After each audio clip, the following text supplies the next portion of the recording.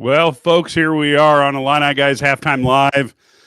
Boy, we're seeing a lot of things, kid. I'm going to come out and I'm going to get all the ire. People can get mad at me, but I think we're seeing three things this game. One is Duke is bigger than Illinois, particularly they got length and guard position. Second thing is they're quicker than Illinois. And the third thing is they can actually shoot the ball. Illinois is 0 for 16 from the three. And yes, Coach Underwood, they were good threes. But if you can't make a three, they aren't good threes. At some point, I guess you're just going to have to go inside. And then your problem is Duke is bigger than you and they're quicker than you. Go ahead, Ked. Mike, it's been a long time looking at a stat sheet when a team has shot 16 threes and I'm looking at it and it says 0%. This is tough because they are good looking threes. They're wide open, but there's a reason that they're open. It's because they can't shoot. And I've said it before, take a dribble in or two because they can't. It's ugly. They can't shoot the damn basketball. So quit doing it. Why set yourself up for failure? If you're that wide open, take 2 or 3 dribbles in. And I'm gonna say this: Drayvon Gibbs-Longhorn and Will Riley, legs would be falling off. They wouldn't come out of the game. I don't care about what Colin Boswell has potentially done or what KJ has potentially done. This is the stage of the season. You need to win games. You have to be able to put the ball in the basket. And Illinois is not doing that. And it's frustrating to me to hear all this about what they're going to do and what they're not going to do. It's tough. I'm sitting here right now. KJ has 6 points. Boswell has 8 points. Let's see here. Will Riley, Gibbs-Longhorn has 4 points and plays 7 minutes. He has 2 less points and play half the minutes. Let the kid play. Let Will Riley play. Keep him on the floor. I wrote an article for the Illini Guys. Whether you agree with it or not, this is exactly what I'm talking about. Everybody else is one-dimensional, and I will tell you this. There's no way in the hell that Tomislav Ibišić is healthy. He can't jump. He can't move. He has no lift on his shot. They're literally putting the ball in the basket right in his face, and he doesn't even try to jump. Not block it, just jump. Without Morez Johnson, now you see how important he is. And without Morez, this is a disaster. If they think they're going to be a Final Four team when you're down 54-37, wake up, people. Wake up. They are what they are now, folks. Bottom line is, and Ked's had to listen to this for 4 years, but generally around mid-November, if a team's not shooting well, I start panicking. And this team isn't shooting well. And at this point, they may be the greatest players ever in practice at shooting, but they're not a good shooting team. I don't know how we can describe them in any other way. And I'm not calling them soft. I'm not calling them this, that, or the other thing. I'm just the statistics tell me, if you're 0 for 16 from the three, and then when you figure that out and you take 34 and you subtract 16, that means Illinois is 15 for 18 at 2-point range. Let's shoot some more 2-point shots. This is really not that hard. And the other thing is I don't know, when you have a team that's taller than you and they're faster than you, you kind of got to go into a zone every once in a while to make it a little bit hard. I mean, I feel like right now Illinois is getting out-coached and outplayed. Now, let's go on the positive side. I thought Yakushonis has actually played pretty well this half. He doesn't have any turnovers. He's done a good job of moving the ball around. But you can see Illinois is literally doesn't get the ball inside the 3-point zone until about 10 to 12 seconds left on the shot clock. They just literally can't get the ball in against this defense, which means you're going to need to run some stuff. And you may need to run, as Brad and Ked have recommended, some off-the-ball stuff to get guys open for passes as opposed to straight-up pick and rolls for the guy who's got the ball. It just seems like the team, you still, I guess, like you said, Ivisic is not playing healthy. Morez is out. I think, Ked, you can't afford to miss on a player like they missed on Booth in the portal. And the other thing is you have to have 4 big guys. And I don't care how you figure out how you're going to fund that, but they should have got a guy like James Brown. All he's doing is sitting and watching North Carolina play. You could have paid him NIL and at least had him here trying to help out him when everybody's hurt. Mike, this team has so many issues. I mean, we could sit here. The halftime is 15 or 20 minutes. There's just not enough time. Here's what's frustrating to me. I'm watching Duke, literally, just their guards, Proctor, just literally come off screens, running off screens, knocking down threes. Illinois is wide open and cannot make a basket. It's frustrating, and I feel bad because I think it's contagious. They're down 17 points right now, literally 17 points, and the best player in whoever played the game of basketball in Cooper Flag has 6 points, and you're down 17. You can't score. I mean, you're right, and for me, it's hard because I wish I didn't know some of the things that I know, and I know that sounds cliche, but I don't care anymore. I want the kids who's going to be on the floor, who's going to perform. I don't care if Draven has 2 fouls, great. If Jake Davis is playing well and he has 2 fouls, you're on national TV. And everything from the pregame was about Duke. Nothing was about Illinois because you're not ranked anymore. You allegedly have a lottery pick, and Kasparis didn't even talk about him. Then during the game, now Gus Johnson and Jimmy Jackson are talking about other things other than the game because it's not a game. This isn't Illinois basketball. And I understand the fans are frustrated because they should be, but it's hard to sit there and watch guys. Will Riley shoots a 3 and it literally hits every piece of the rim. KJ shoots a 3, hits every piece of the rim and doesn't go in. That's tough. And for people who don't think it's mental, it is. Because if a couple go down, the momentum changes for everybody. It's like a collar on a dog's neck. Once you have a couple to go down, that collar loosens, and then it becomes easier. They don't have anybody to do that. Well, they do. I'm running sets. You asked about a set. They ran a good set for Ivisic where Draven curled off of it and got a dunk off of it. Those are the kind of things that they need to do. And even Duke knows, John Shire knows that they're trying to get to the basket because of the way they spread the floor, but they don't take advantage of it. Yeah, it's tough because they're just playing too much in the analytics world, and at some point you got to go out and play. And to be honest with you, the analytics world says we're not gonna. If you're Duke, you're gonna say, look, how many guys am I going to doink? All of them, because none of them can shoot from the 3. I mean, I would almost tell my players if I was Duke that I want 1 foot in the paint. Yes. I really don't care who you're guarding. You put 1 foot in the paint because there's really no point in going out there and guarding them, and Illinois will shoot themselves right out of a game. I don't know, kid. I know that sounds horrible. No, it's not. Here's what won't happen. A coach won't do that because that's showing up his team.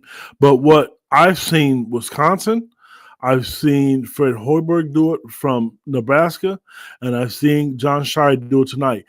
They are wide open for a reason. Yeah. They are. I mean, the offense, be honest with you, I don't have a problem with the offense. I don't, because, again, I would take a 15-foot shot versus a 22-foot shot. The chances are much better for you to make that shot. I mean, great. I don't know because I don't know if they'll go in or not. But if Visas doesn't, this is a tough game. It's a tough part of the season because you can't sit him. But I don't care. I don't want to hear and read all this stuff about, oh, he's fine. No, he's not. I've seen that kid play. That kid has no lift on his shot. He doesn't even – one of the things I liked about him early was because how well he could block shots underneath the basket.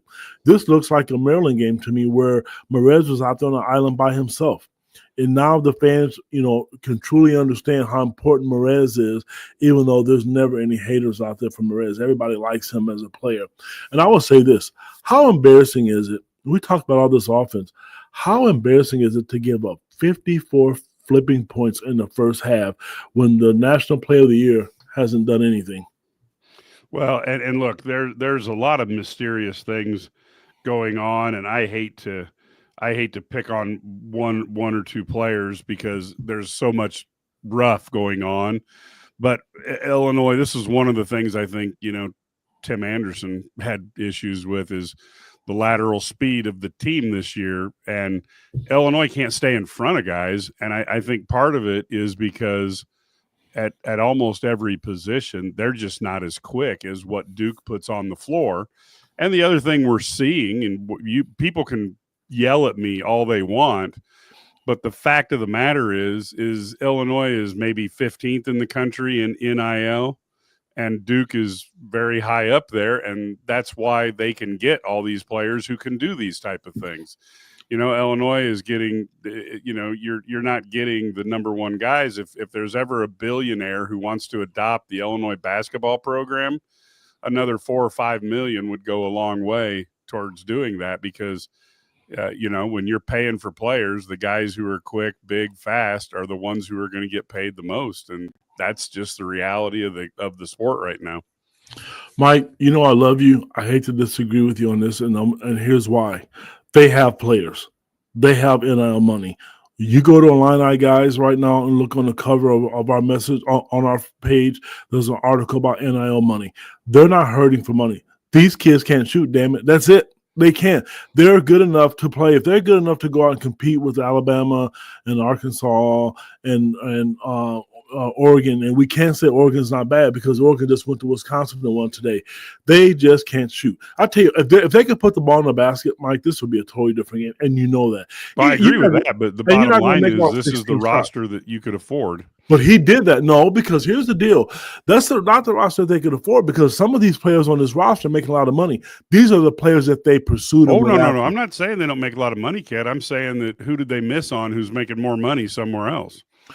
I'm going to tell you this from what I know personally. We can talk about AJ Storr. That wasn't a miss. That's a see you later. Who else did they really, really truly go after? They know they wanted to beat it.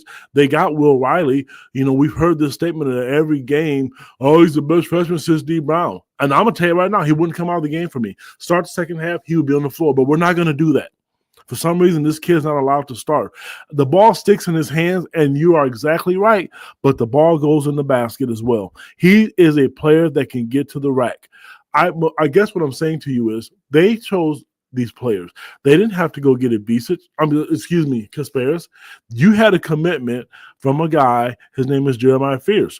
Well, his dad pulled out. His dad pulled out because he didn't want to play in the same position as Kasparis. I understand it. I'm not mad at either situation, but it was there. So they can get the players. Illinois is an attractive program. They're going to have one of the best players in the country visit the Iowa game next week, a big 7'3" kid. They don't have a problem getting players. You just have to get the players and hope it works out, because this team coming into the season could shoot the snot off of it. Well, we've seen it. They could in practice, yes. Yes, you're right in practice. You're right. And I every year and every year we hear how great a shooting team is going to be. In the last few years, it hasn't ended up being that, although Terrence Shannon flushing a lot of dunks helped the shooting percentage last year quite a bit, and Domask had a good year. But ultimately, this is a time when the Illinois coaches are going to have to hit on their picks next year. And I've been going around and around with people on X. They're like, well, Illinois doesn't pick the right guys. I'm like, well, last year they picked Domask and nobody really cared. They were like, yeah, I got some dude out of SIU. He turned out to be spectacular. This year they get Rickhouse from Evansville. And if you take a look, I remember talking to the play-by-play guy from Illinois State, and he told me that Rickhouse had a game against Illinois State that they were like, oh my gosh, this guy's better than anybody we've seen the last couple of years. But it doesn't always translate in the Big Ten. So one of the first things I guess you look at is how if you're going to get a guy moving up from a lower level, how do you figure out, which guy you pick? And I guess the other thing is, is you find a way to get Coleman Hawkins even if it costs you $2 million, because this team would be totally different if you had him on the front line. Coleman Hawkins will be good on the front line for one thing. He was never a great 3-point shooter. You can Right. look at his statistics. He's had a couple good games. Well, hell, everybody's had that. Stevie Wonder's had a few good games of shooting threes. Sorry, I know that's probably a bad joke to say, but my point is, I mean, he would help them defensively and rebounding. That is it. I'm going to tell you, somebody asked, I don't remember who it was, why Will Riley doesn't want to start. He does want to start. I don't know why he doesn't. And another person made a comment about, Will Riley playing over Ben-Hur Brickhouse. Mike, I've been saying that. I know Brad Sturdy's You've been mentioned saying it a that couple since times. the start of the season. Yeah, because the kid I don't even care if I don't care if the dude is in third grade. He produces, man, and that's just it's what it is. And I don't have an answer for it because it's not going to change. And if they want to put the ball in the baskets, and you don't want to trade threes for twos, but I'm going to tell you this: they have to guard, and I know for a fact Draymond Gills Longhorn, and I know Will Riley is going to get to that rack. The numbers prove it. Both of those guys are 1 and 2 or in the top 3 in the Big Ten in 2-point field goals and percentages. But they don't. Well, one of them doesn't get a lot of minutes. And if you're going to run stuff for Will, because it does it. It's all one-on-one, but I would find a way to get that ball out of his hands and let him move the ball to the basket. And I'll say this, like my one last comment before this starts second half. Get the ball out of KJ's hand and let Kylan Boswell or someone else handle it. Maybe KJ can knock down open threes because right now him having to facilitate and shoot it is probably too much. Yeah, you need to find a way to get him running off the ball. And I would say the piss poor offensive scheme, there's some truth to that. At the same time, they are generating great threes. They just don't have the personnel to hit any of those threes. Amen, so brother. it's an interesting conundrum that Illinois has. Now, folks, we will be back at 20 minutes after the game stops. So 20 minutes after, we will come and do the post-game show. We will see you then. It's just about ready for the opening tip. So I'm going to say go Illini, and we're going to hope that they can keep this thing relatively close after a horrendous first half. Until 20 minutes after the game, go Illini.